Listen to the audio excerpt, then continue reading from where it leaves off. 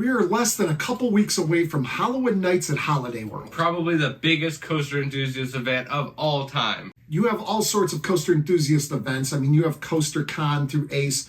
You have Coaster Stock through Kings Island. Coaster Mania. You have a bunch of stuff, but none of them are as big or as good as Holiwood Nights at Holiday World in Santa Claus, Indiana. People love this one. So what we figured that we'll do is it'll be a perfect time to go over the itinerary in case you're going and you don't know the itinerary, which you might already, and then also give our thoughts about it because there's some changes this year compared to years past.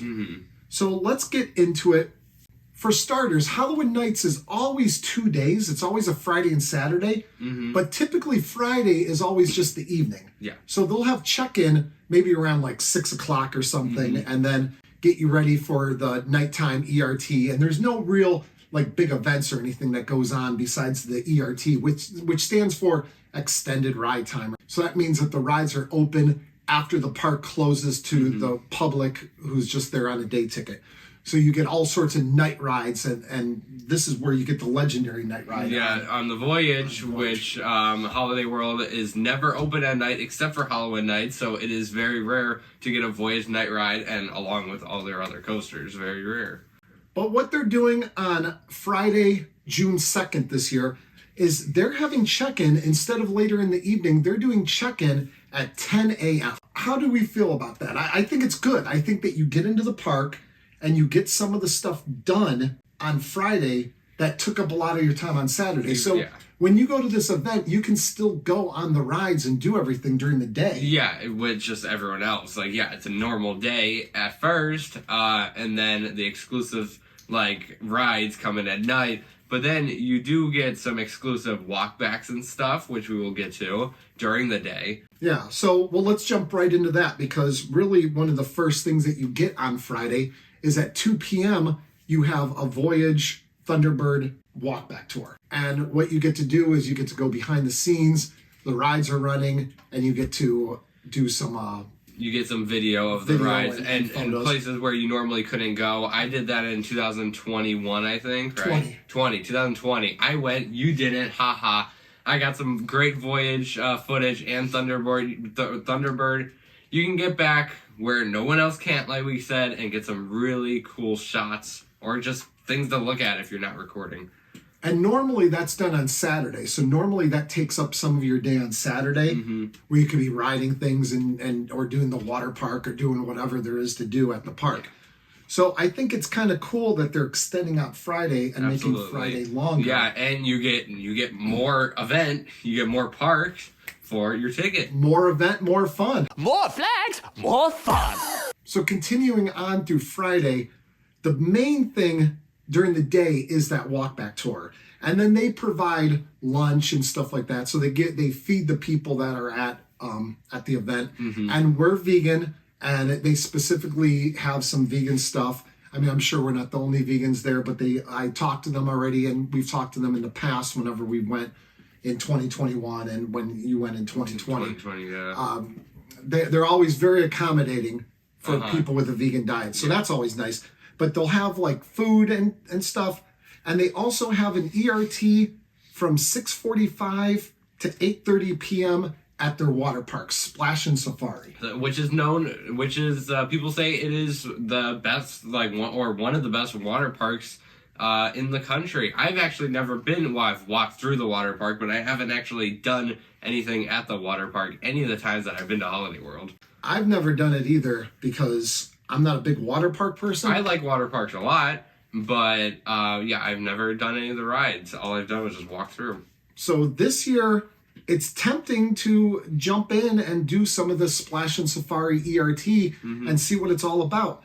But the only issue is that it goes from 6:45 to 8:30, and on Friday, the ERT for the entire park. So whenever you get your Voyage, Thunderbird, Raven, stuff like that, whenever you get your nighttime rides on Friday, that's from 8 p.m. to 11 p.m. So it eats into it a little bit. So if you spent your time on Friday all the way to the end of ERT at the water park, then you would probably only have, by the time you got ready and stuff to get to the dry park, you'd probably only have like an hour and a half. Yeah, so it would cut into your regular park ERT on like Voyage, Legend, Raven, Thunderbird. Which might not be that big of a deal for you if you enjoy water parks, because on Saturday you have a whole nother day of activities and ERT time. More ERT. But so Saturday, what they're saying is that 8 a.m. is, wait, what is that? The experimental auction prize redemption. Yeah, they do this every year. They have an auction and people like buy things. They have the prize redemption. So on Friday at 9:30, the auction ends. So we didn't bring that up because I didn't really know much about that or anything. Yeah, they do the auction every year, and it's always like, I hear them always talking about it. Like, auction. So at 8 a.m., you get to pick up your prize if you won any of the auctions. Then you get to pick up your prize at 8 a.m. And I guess that's when check-in probably starts, because it doesn't say specifically when check-in. Well, I guess there is no check-in because you would check in on Friday. So you would just go into the park and walk into the park. Okay. So my mistake. But 2 p.m., they have a live recording of the official Holiday World podcast. Ooh, the podcast. I don't remember this from 2021 or 2020. No, I don't know. Maybe that started last year. So I guess the podcast, if you want to take a break from riding stuff, you can go over, and I don't know if you get to interact. Do you get to go in the podcast? Yeah, do you get to do they put the headphones on and start talking? Or do you get to ask live questions if they're like, or do you just get to literally just watch them sit there and talk and creepily stare at them as they're talking to the microphone about who knows what? Yeah, so don't know what that's about, but that'll be interesting. We'll probably go and check that out and see what that's all about. I'm definitely going to check that out. Then you have 2:30 to 3:30. They have snacks at the Good Old Days Picnic Grove. Snacks! Woohoo! So snacks ends at 3:30, and then you have a huge gap where you could probably go and do whatever in the park that you want. Probably go to the water park if you want. Stay in the dry park. You have a bunch of free time until 8 p.m. So that's 4.5 hours of just free time where you get to do whatever you want on your own, which I think is nice. Because if we wanted to run back to the hotel for a reason or something like that. Like we wanted to take a break or just ride some flat rides or just sit. I remember, I think last time we were there, just sit on a bench and just relax for a little bit, because it takes a lot out of you, Holiwood Nights. Yeah. It takes a lot, especially these night rides. These night rides are absolutely crazy. Like the craziest roller coaster experiences you will ever have. So you need a break sometimes. People watching. Amusement parks are great for people watching. Yes. So that gives you a lot of free time in there. And then at 8 p.m. to 9:30 p.m., they have the Thanksgiving dinner at the Good Old Days Picnic Grove. And then they always push you back to like these picnic areas because it's kind of separate from the rest of the park. Because what they do is for ERT time, they like to have everyone that's involved with Holiwood Nights in one area. Yeah, they want you in one area as much as possible because they shoo out not as much as possible. They will make sure they go, like, literally they had, like, last time we were there, they had us all crammed in, and they would go out and they search for people and they dragged them back where we were, kicking and screaming. Yes, there were coaster nerds being dragged back to us, and we're all like hoarded up in one area until they can get everyone out of the park, and then they release it. And we all just run to Voyage. Yeah, everyone runs to Voyage. Raven and Legend and Thunderbird are just sitting there like, hey, what about us? And those night rides are amazing. Everyone rides those after Voyage because Voyage is the best one. And so that's where the Saturday night ERT kicks in at 9 p.m. to 12 a.m. midnight. So you can get some great late night rides.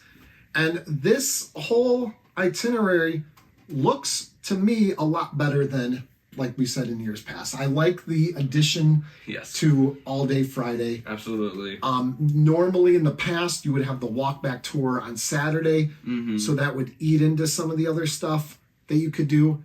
Maybe they added this live recording of the podcast. Maybe they added, because that's right around the time slot that you would have done the walk back tour at 2 p.m. So it looks like they filled in that on Saturday with the podcast. So if people want to go and, like, it still gives you something extra to do other than just being in the park and just like almost like you're just at the park just on a regular day.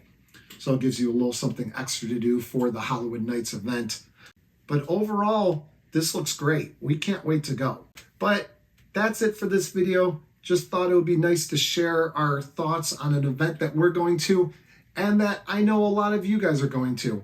So thank you for watching. Now we'll do our usual spiel at the end, but please listen through because we have something extra special here to get to. Something extra special. Extra special. Because what we're doing right now is we're running a GoFundMe campaign for the Cleveland APL, the Animal Protective League, which you happen to volunteer for. I do happen. So we started it a little while ago. We're over halfway to our $100 goal. And the Animal Protective League is just a organization in Cleveland where they put animals up for adoption and you can adopt them, and also they have a hospital, so they take animals in. Yeah, like they rescue them. They have a vet, yeah. So they rescue them for like bad situations, take them in, patch them up, and then put them for adoption and get them a better home.